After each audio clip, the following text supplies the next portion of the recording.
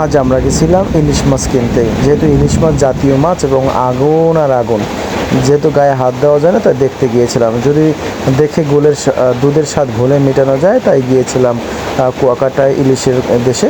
যে দেখলাম বড় বড় ইলিশ মাছ। এই যে ইলিশের ছবি দেখতে পাচ্ছেন, এই ইলিশের মন ছিল ৮০,০০০ টাকা, অর্থাৎ প্রায় ২২০০ থেকে ২২৫০ টাকার মতো কেজি পড়তো এই ইলিশগুলায়। আপনি দেখতে পারবেন এখানে কয়েক লক্ষ টাকার মাছ রয়েছে। বিশ্বাস না হয় আপনি দেখতে পারবেন, পরবর্তীতে আপনি যোগাযোগ করবেন যে কয় লক্ষ টাকার মাছ বিক্রি করছে। আসলে ইলিশ মাছ জাতীয় মাছ, এই জাতীয় মাছটি সহজলভ্য হওয়া উচিত ছিল, কিন্তু তা না হয়ে আগুনের মতো মানে অনেক গরম, হাত দেওয়া যায় না, আর বরফের মতো ঠান্ডা, কাছেও যাওয়া যায় না, হিসিস হিসিস করে আসে।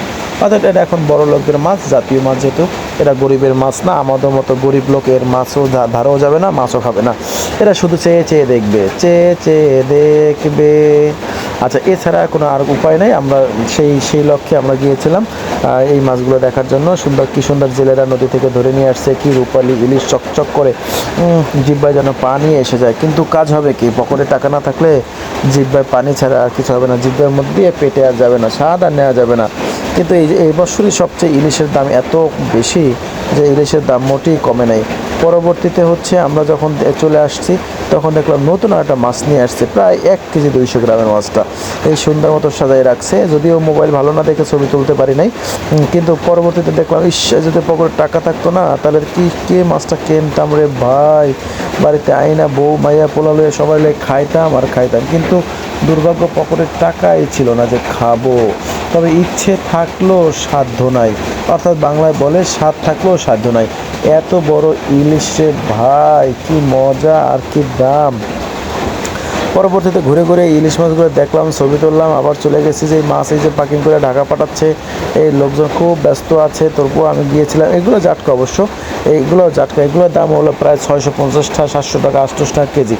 এই হলো ইলিশের জাতীয় মাছ।